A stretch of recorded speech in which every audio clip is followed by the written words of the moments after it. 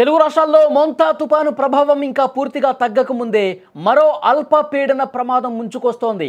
భారత వాతావరణ శాఖ తాజా అంచనా ప్రకారం నవంబర్ 4వ తేదీన ఆగ్నేయ బంగాళాఖాతం దానికి ఆనుకొని ఉన్న అండమాన్ సముద్ర ప్రాంతంలో ఒక కొత్త అల్పపీడనం ఏర్పడే అవకాశం ఉంది. ఈ అల్పపీడనం క్రమంగా బలపడి వాయుగుండంగా మారే అవకాశం కూడా ఉందని అధికారులు హెచ్చరిస్తా ఉన్నారు. ఈరోజు బంగాళాఖాతంలో బలమైనటువంటి ద్రోణి ఏర్పడి రేపటికి అల్పపీడనంగా మారొచ్చు.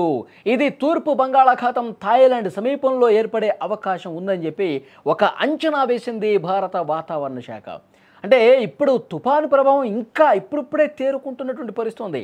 మోంతా తుఫాను మిగిల్చినటువంటి ఈ విషాదం నుంచి, ఈ విపత్తు నుంచి ఇంకా ప్రజలు కోలుకోలేదు. మొత్తం అతి భీకరమైనటువంటి గాలులతో మోంతా తుఫాను భారీ వర్షాలు తీసుకొచ్చి మొత్తం ఆంధ్రప్రదేశ్ తీర ప్రాంత జిల్లాలతో పాటు తెలంగాణలో ఖమ్మం, వరంగల్, మహబూబాద్, నల్గొండ ఈ ప్రాంతాలు మొత్తం కూడా బిగిన కురిసినటువంటి వర్షాలకు పూర్తిగా కుదేలైపోయారు. ఇళ్ళు కొట్టుకుపోయిన జనం 16 మందికి పైగా తెలంగాణలో చనిపోయిన పరిస్థితుంది. పంట పొలాలు మునిగిపోయినాయి, మనుషులు కొట్టుకుపోయారు. తర్వాత ఆ ధాన్యం కూడా తెరిచిపోయింది. మొత్తం కకావికలమైపోయినటువంటి పరిస్థితి. ఈ మోంతా తుఫాను మిగిల్చినటువంటి విషాదం అది. ఇంకా ఇప్పుడిప్పుడే ప్రభుత్వాలు కూడా స్పందిస్తూనే క్షేత్రస్థాయి పర్యటనలు చేస్తూ ఉన్నారు, నష్టం అంచనా వేస్తూ ఉన్నారు. 2 తెలుగు రాష్ట్రాల ప్రభుత్వాలు కూడా ఆగమేఘాల మీద నష్టం అంచనా వేస్తూ మళ్ళీ కూడా ఎవరైతే పునరావాస కేంద్రాలకు తమ ఇళ్లను వదిలేసుకుంటూ వెళ్ళిపోయారో వాళ్ళు ఇప్పుడిప్పుడు ఇళ్ళకి వస్తున్నారు. అంతలోపే ఒక పిడుగులాంటి వార్త మళ్ళీ వస్తోంది. ఇంకొక అల్పపీడనం ఏర్పడే అవకాశం ఉంది, ఒక ద్రోణి ఏర్పడే అవకాశం ఉంది. అది మెల్లగా అల్పపీడనంగా తర్వాత మరింత బలపడి వాయుగుండంగా మారే అవకాశం ఉంది అని చెప్పి ఈ అంచనా బయటకు వచ్చిన తర్వాత మళ్ళీ ప్రజలు భయపడే పరిస్థితి వచ్చింది. మళ్ళీ ఇది ఇంకొక తుఫానుగా మారుతుందేమో, మళ్ళీ అసలే మూనుగుతున్నటువంటి నక్క మీద తాటిపండు పడ్డ చందంగా పరిస్థితి ఎక్కడ తయారవుతుందని చెప్పి ఒక ఆందోళన కనిపిస్తుంది. ఇప్పటికే కుదేలైపోయాం, ఇప్పటికే సర్వం కోల్పోయాం. ఇప్పుడే ఇంకా శక్తి కూడా తీసుకొని ముందుకు పోతున్న పరిస్థితుల్లో మళ్ళొకసారి తుఫాను వస్తే, మళ్ళీ భారీ వర్షాలు పడితే ఏంటి మా పరిస్థితి అంటూ చాలామంది భయపడే పరిస్థితుంది.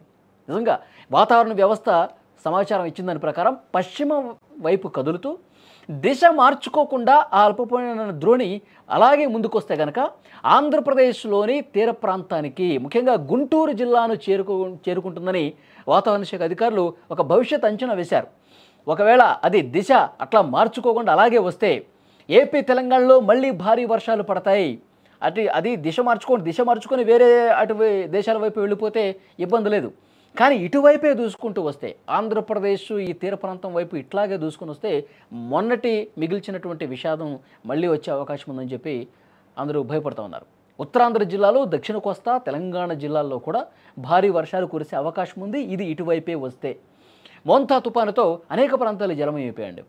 ఇంతకుముందు నేను చెప్పినట్టు పంట నష్టం జరిగింది, చాలామంది చాలా రకాలుగా ఇబ్బంది పడుతున్నటువంటి పరిస్థితి. చాలామంది తమ కుటుంబ సభ్యులను కోల్పోయారు, వాగుల్లో కొట్టుకుపోయి. ఇంకా చాలా కుటుంబాల్లో తీరని విషాదం నెలకొంది. మళ్ళీ ఈ తుఫాన్లు వెంటనే వస్తే ఎలా అని చెప్పి ఆ ఆందోళన కనిపిస్తోంది. వాతావరణ శాఖ అధికారులు ఒక అంచనా వేశారు, ద్రోణి ఏర్పడే అవకాశం ఉంది. అంటే ప్రభుత్వాలకి ముందస్తు హెచ్చరికలు పంపించాలి వాతావరణ శాఖ, వాళ్ళ బాధ్యత అది. సో డెఫినెట్గా ఇది కూడా ఆగ్నేయ బంగాళాఖాతం వైపుగా ఒక ద్రోణి ఏర్పడే అవకాశం ఉంది. ఒక 2 రోజుల్లో క్లారిటీ వస్తుంది. ఇంకా 100% చెప్పట్లా, ఒక అంచనా వేశారు.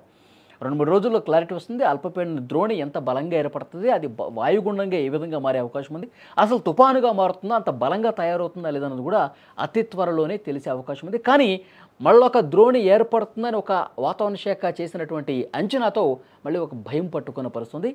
ఆ మోంతా తుఫాను విషాద ఛాయలు ఇంకా పోలేదు. మళ్ళీ ఇలాంటి వార్త వినడంతో ఆందోళన ఎక్కువవుతున్న పరిస్థితుంది.